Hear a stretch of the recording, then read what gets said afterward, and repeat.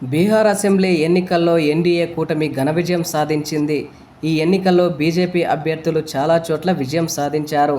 అందులో అలీనగర్ నుంచి బీజేపీ అభ్యర్థిగా పోటీ చేసిన మైథిలి ఠాకూర్ కూడా ఉన్నారు. ఆమె ఎమ్మెల్యేగా విజయం సాధించి ఈసారి బీహార్ ఎన్నికల్లో అడుగుపెట్టనున్న అతి చిన్న వయస్కురాలిగా నిలిచారు. అయితే ఫోక్ సింగర్ నుంచి ఎమ్మెల్యేగా మారిన మైథిలి ఠాకూర్ గురించి పలు ఆసక్తికర విషయాలు ఇప్పుడు తెలుసుకుందాం. మైథిలి ఠాకూర్ సింగర్గా, సోషల్ మీడియా ఇన్ఫ్లుయెన్సర్గా గుర్తింపు పొందారు. ఆమె జూలై 25న 2000 సంవత్సరంలో జన్మించారు. ఆమె కుటుంబం బీహార్లోని మధుబని జిల్లాలోని బనిపట్టుకు చెందిన వారు. ఆమెది సంగీత ప్రియుల కుటుంబం. మైథిలి ఠాకూర్కు తొలి గురువు ఆమె తండ్రి రమేష్ ఠాకూర్. మైథిలి తల్లి గృహిణి కాగా ఆమెకు 2 తమ్ముళ్ళు రిషబ్ ఠాకూర్, అయాచి ఠాకూర్ ఉన్నారు.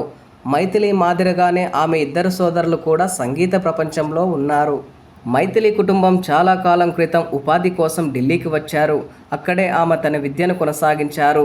మైథిలి ఠాకూర్ బాల్ భవన్ ఇంటర్నేషనల్ స్కూల్లో 12వ తరగతి వరకు అక్కడే చదువుకున్నారు. ఆ తర్వాత ఢిల్లీ యూనివర్సిటీలో చేరి BA డిగ్రీని సంపాదించారు. మైథిలి తన చదువుతో పాటు తన కెరీర్పై కూడా ఫోకస్గా ముందుకెళ్లారు. భారతీయ శాస్త్రీయ, భక్తి సంగీతంతో మైథిలి శిక్షణ పొందారు.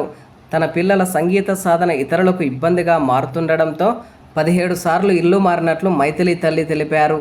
మైథిలి భోజ్పూరి, హిందీలో భక్తి ఫోక్ సాంగ్స్ పాడుతూ ప్రత్యేక గుర్తింపు పొందారు. భారతదేశంలోనే కాకుండా విదేశాల్లోనూ పాటలు పాడి తనకంటూ ఒక ప్రత్యేకతను తెచ్చుకున్నారు. గతంలో ఎన్నికల కమిషన్ బీహార్ స్టేట్ ఐకానిక్గా మైథిలిని నియమించింది. బీహార్ సాంస్కృతిక అంబాసిడర్గా కూడా పనిచేశారు. ఆమె తన జానపద పాటలతో సోషల్ మీడియాలో భారీ ఫ్యాన్స్ ఫాలోయింగ్ను సొంతం చేసుకున్నారు. ఐజీనియన్ యంగ్ సింగింగ్ స్టార్లో విజేతగా నిలిచింది. రైజింగ్ సింగింగ్ పోటీల్లో రన్నర్గా గెలిచారు. మైథిలి పలు సింగింగ్ రియాలిటీ షోలో కనిపించారు. అయితే ఇన్స్టా, యూట్యూబ్తో కలిసి 1,00,00,000 మంది ఫాలోవర్స్ ఉన్నారు. ఇక ఫేస్బుక్లో అయితే 1.4 లక్షల మంది ఆమెను అనుసరిస్తున్నారు. 2024 జనవరిలో అయోధ్యలో జరిగిన రామాలయం ప్రారంభోత్సవ సందర్భంగా మైథిలి ఠాకూర్ పాడిన మా శబరి పాటను ప్రధాని మోదీ ప్రశంసించారు. రామాయణంలో శబరి రాముడికి పండ్లను సమర్పించిన ఘట్టాన్ని మైథిలి తన స్వరంతో అద్భుతమైన గానాన్ని వెల్లడించారు.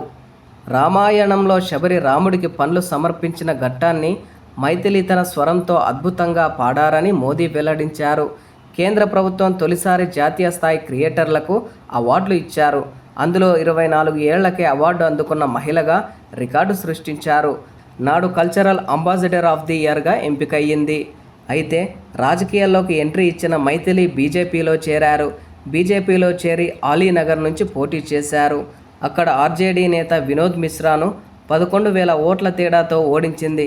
వాస్తవానికి 2008లో అలీనగర్ నియోజకవర్గం ఏర్పడిన తర్వాత బీజేపీ ఇక్కడ తొలిసారిగా విజయకేతనం ఎగరవేసింది. బీహార్ ఎన్నికల్లో 25 ఏళ్లకే ఎమ్మెల్యేగా గెలిచి చరిత్ర సృష్టించింది.